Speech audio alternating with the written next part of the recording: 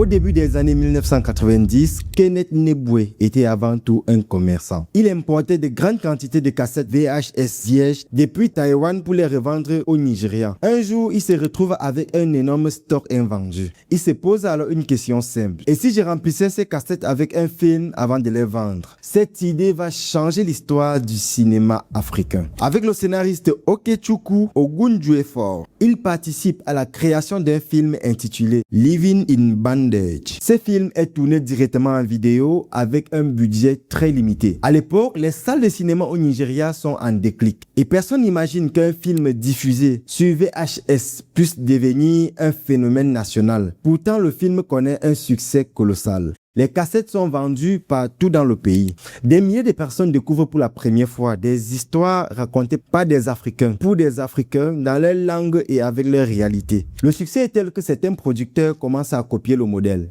Quelques années plus tard, une nouvelle industrie naît.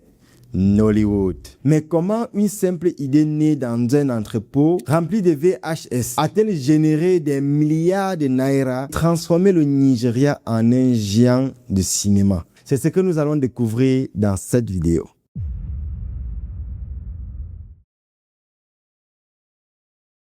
Après le succès phénoménal de Living in Bandage, quelque chose d'extraordinaire s'est produit au Nigeria. Alors que de nombreux pays africains considéraient encore le cinéma comme un simple divertissement, des entrepreneurs nigériens y voyaient une véritable opportunité. Ils ont compris une chose essentielle. Une histoire n'est pas seulement un film. Une histoire est un produit et peut être vendu. À cette époque, le Nigeria ne possédait ni les immenses studios d'Hollywood, ni les budgets des grandes productions américaines. Mais il possédait quelque chose d'encore plus précieux. Plus de 100 millions de spectateurs potentiels qui voulaient voir leurs histoires à l'écran. Les producteurs nigérians décident alors de contourner des obstacles qui paralysaient l'industrie cinématographique dans de nombreux pays africains. Puisqu'il n'y a pas assez de salles de cinéma, ils vendent directement leurs films sur cassette VHS, puis sur DVD. Des marchés entiers commencent à se spécialiser dans la diffusion des films nigérians. À Lagos et dans les nombreuses villes du pays,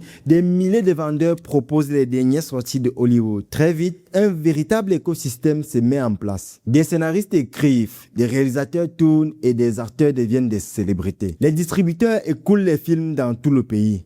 Les commerçants gagnent leur vie grâce à la vente des cassettes et DVD. Chaque film crée un emploi et chaque histoire génère de l'argent. Les diffuseurs comprennent à leur tour que les films nigérians attirent les audiences. Les programmes locaux remplacent progressivement les contenus importés. Là où beaucoup voyaient des acteurs, ils voyaient des emplois. Là où beaucoup voyaient le divertissement, ils voyaient un marché. Et c'est cette vision qui a posé les fondations de l'une des plus grandes industries cinématographiques du monde. Mais comprendre que les histoires sont un business ne suffit pas. Il fallait produire plus vite que le reste du monde. Et c'est là que le Nigeria a pris une décision qui allait changer son destin.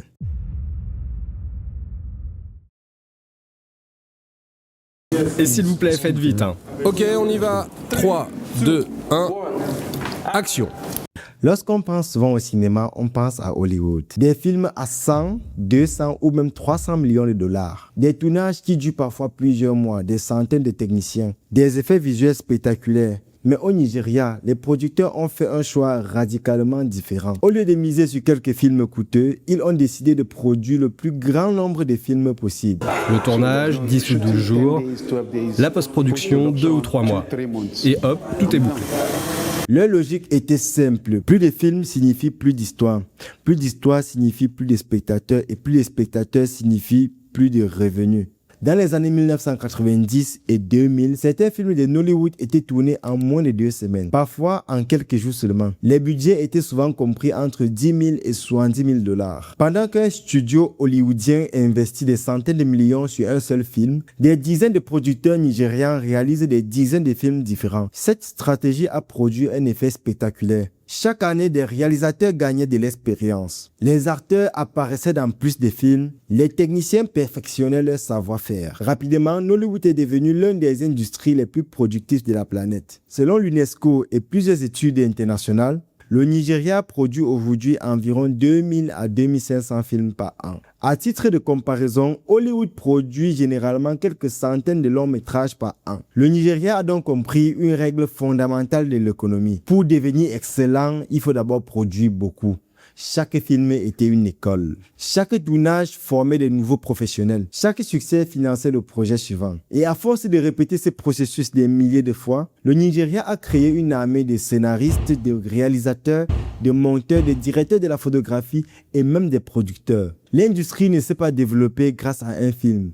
Elle s'est développée grâce à des milliers de films. Hollywood cherche des films parfaits, mais le Nigeria cherche à raconter le plus d'histoires possible. Une industrie cinématographique ne devient pas puissante uniquement grâce à ses caméras ou ses scénarios. Elle devient puissante lorsqu'elle crée ses stars. Des visages que le public reconnaît immédiatement. Des acteurs capables d'attirer des millions de spectateurs avant même la sortie du film. Et c'est exactement ce que le Nigeria a réussi à faire. Leur film a été regardé au Ghana, au Cameroun, au Kenya, en Afrique du Sud, en Europe et dans la diaspora africaine. Chaque nouvelle apparition à l'écran devenait un événement.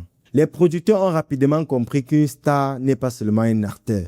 Une star était un investissement, une garantie d'audience, une marque. Alors qu'un spectateur voyait le visage de son acteur préféré sur une affiche, il était déjà plus enclin à acheter un DVD, un billet de cinéma ou à regarder le film sur les plateformes de streaming. C'est comme ça que Nollywood a bâti son propre système de vedettes.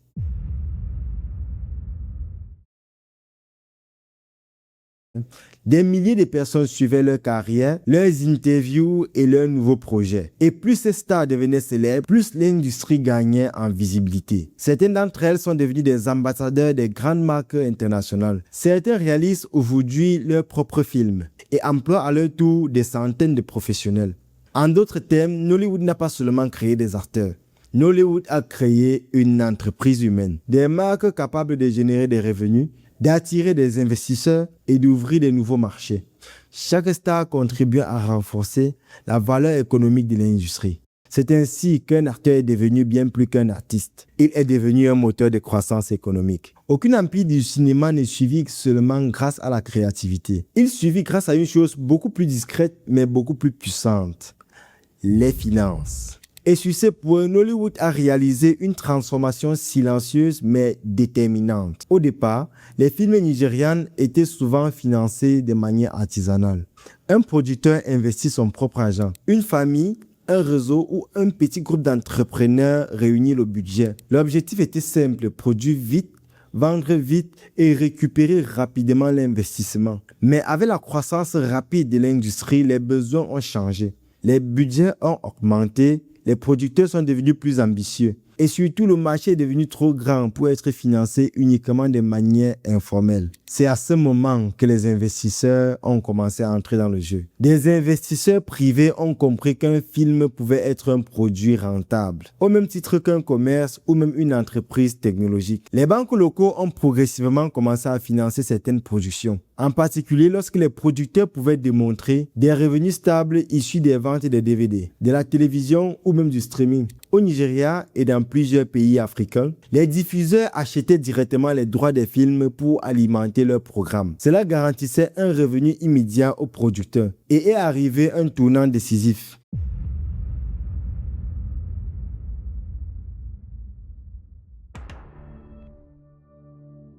La coproduction internationale. Des partenaires étrangers ont commencé à collaborer avec Nollywood, apportant des capitaux, des équipements et des standards de production plus élevés. Mais le changement le plus important reste l'arrivée des plateformes mondiales. Avec Netflix, Nollywood entre dans la nouvelle dimension. Les films nigérians sont désormais financés ou acquis par les géants du streaming. Le même phénomène s'est étendu à Amazon Prime Video, qui investissait également dans les contenus africains pour répondre à une demande mondiale croissante. Dans le même temps, les grands revenus des salles de cinéma commencent à reprendre leur importance. Les grands producteurs nigérians aujourd'hui peuvent générer des millions de naira au box-office, notamment dans les grandes villes de Lagos. À ceci s'ajoutent des revenus indirects de plus en plus puissants. La publicité, le placement de produits. Au final, Nollywood repose aujourd'hui sur un modèle hybride. Un mélange de financement local, d'investisseurs privés, des revenus commerciaux et des capitaux internationaux. Et c'est exactement cela qui change tout. Parce qu'une industrie qui attire l'argent n'est plus seulement une industrie culturelle. Elle devient une industrie économique stratégique. Et c'est ainsi que le Nigeria est passé d'un simple marché vidéo à une véritable puissance mondiale du divertissement. Quand on regarde Nollywood aujourd'hui, on ne voit plus seulement une industrie de cinéma. On voit un système qui transforme des idées en emploi, des histoires en revenus et des caméras en moteur économique. Le Nigeria n'a pas attendu d'avoir des meilleurs studios pour commencer. Il n'a pas attendu d'avoir les plus gros budgets. Il n'a pas attendu d'être prêt. Et c'est peut-être là que se trouve la leçon la plus importante de cette histoire. Pendant que certains pays se demandaient s'ils peuvent faire le cinéma, le Nigeria, lui, se demandait comment en faire une industrie. Aujourd'hui, Nollywood produit des milliers de films, fait vivre des millions de personnes. Merci d'avoir regardé jusqu'ici. N'oublie pas de lâcher le pouce bleu si la vidéo t'a plu. Je m'appelle Idriss Manfo.